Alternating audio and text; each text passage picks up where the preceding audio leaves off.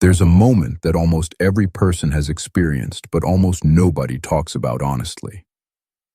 You're lying awake at 3 in the morning, staring at the ceiling, and you're gripping something so tightly in your mind that your jaw is clenched and your chest feels like it's being squeezed by an invisible hand. Maybe it's a relationship that isn't working anymore. Maybe it's a dream that hasn't arrived yet. Maybe it's a version of yourself that you've been desperately trying to become.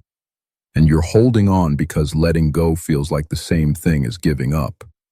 But here's what nobody ever told you. Those two things are not the same, not even close.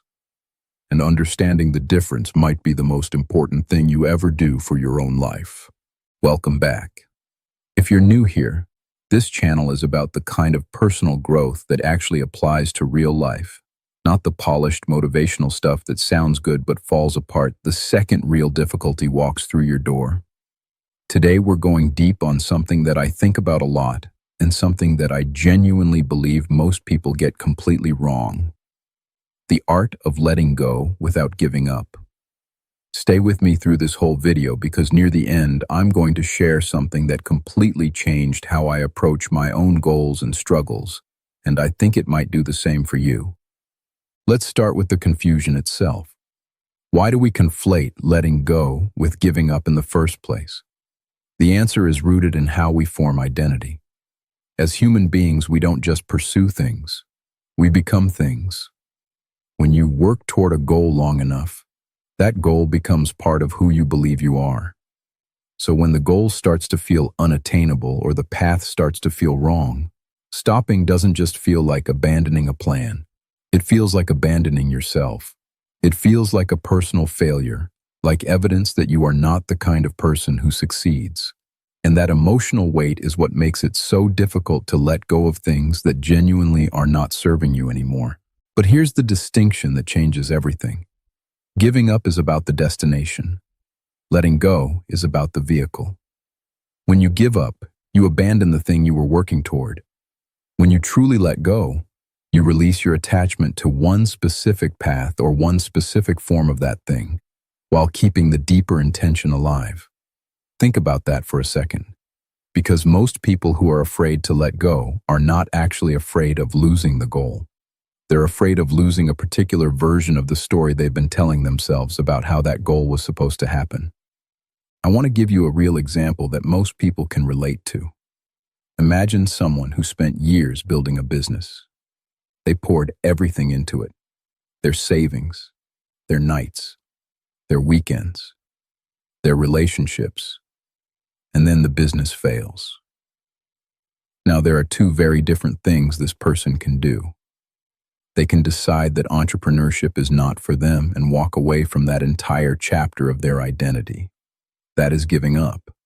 Or they can grieve the loss of that particular business while holding on to the curiosity, the drive, and the lessons that the experience gave them and channel all of that into what comes next. That is letting go. Both paths look similar from the outside. Both involve walking away from something, but internally, they are completely different experiences with completely different outcomes. Now, I want to talk about the psychological mechanism that makes letting go so hard, because it's not just about identity. There's something called the sunk cost fallacy, and it is absolutely wrecking people's lives in slow motion every single day. The sunk cost fallacy is the tendency to keep investing in something simply because you've already invested so much in it, even when continuing no longer makes rational sense. We've all been there. You're 2 hours into a terrible movie and you refuse to turn it off because you've already invested 2 hours. You stay in a relationship another year because you've already been together for 5. You keep throwing money at a failing project because you've already spent so much. The sunk cost fallacy hijacks your decision-making and makes the past dictate the future in a way that almost never serves you. And here's the painful truth about it. The time, energy, and resources you've already spent are gone regardless of what you do next. That's not pessimism. That's just reality.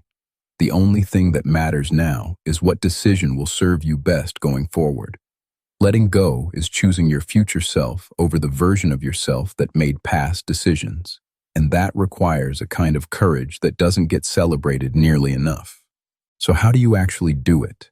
How do you let go without crossing that line into giving up? The first thing you have to do is separate the what from the how. Get really clear on what you actually want at the deepest level, not the surface level goal, but the feeling or the value underneath it. If you want a successful career in music, ask yourself why. Is it the creative expression, the connection with an audience, the feeling of mastery over your craft?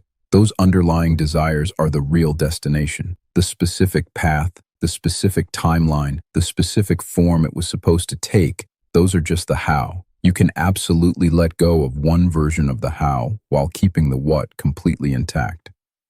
The second thing is to grieve properly. This is something our culture is genuinely terrible at. We rush past grief as if it's weakness or as if it's a waste of time.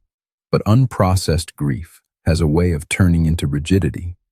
People who haven't allowed themselves to properly feel the loss of something tend to either hold on way too long or swing to the opposite extreme and abandon everything associated with the loss.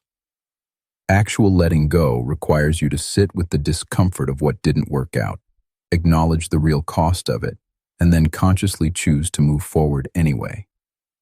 Skipping this step is one of the main reasons people end up repeating the same cycles over and over again in different disguises. The third thing is to redefine what forward motion looks like. When we're stuck in a rigid attachment to one path, we often don't notice the alternative paths that are literally right in front of us. Letting go creates space. It clears out the mental and emotional bandwidth that was being consumed by holding on. And suddenly you can see options that were always there but were hidden behind the noise of resistance. This is not wishful thinking. This is a well-documented psychological phenomenon. Cognitive narrowing happens when we're under stress and in the grip of strong attachment. Our perception literally narrows. And releasing that grip genuinely opens up your thinking. Here's something I want you to sit with for a moment. The things we hold on to most desperately are often the things we have the least control over. Relationships that depended on another person changing. Timelines that were built around external factors. Versions of success that were defined by other people's standards. The tighter you grip these things, the more energy you drain from the parts of your life where you actually have agency. Letting go is not passive. It's an active redirecting of your energy toward where it can actually make a difference. Now I want to get to the thing I mentioned at the start of this video, the reframe that genuinely changed something for me. For a long time, I thought about letting go as a final act, a closing of a door, and that framing made it feel like loss every single time. But then I started thinking about it differently. What if letting go wasn't a closing, but a pruning? Gardeners know something that most of us forget in our daily lives. Plants don't grow stronger by keeping every branch they've ever grown. They grow stronger through deliberate pruning. Cutting away the dead or unproductive parts isn't destruction. It's the condition for new growth. The healthiest trees in the world are the ones that have been tended properly, not the ones that were left to grow in every direction until they collapsed under their own weight. You are not failing when you let something go. You are pruning. You are making room. You are being honest about what is actually alive in your life and what you've been keeping around out of habit, guilt, or fear. That shift in framing sounds simple, but I promise you it hits differently when you apply it to something real in your own life. The art of letting go without giving up comes down to this. Know what you're actually after at the deepest level. Be willing to release the form it was supposed to take. Grieve what didn't work without letting that grief make you rigid. Stay curious about the new paths that open up. And trust that releasing your grip is not the same as releasing your ambition. The most resilient people in the world are not the ones who never let go of anything. They're the ones who learned how to let go of the right things at the right time while holding on to what actually matters. Whatever you're gripping right now at 3 in the morning, You are allowed to loosen your hands a little. That's not surrender. That's wisdom. And it might be exactly what your next chapter needs to begin.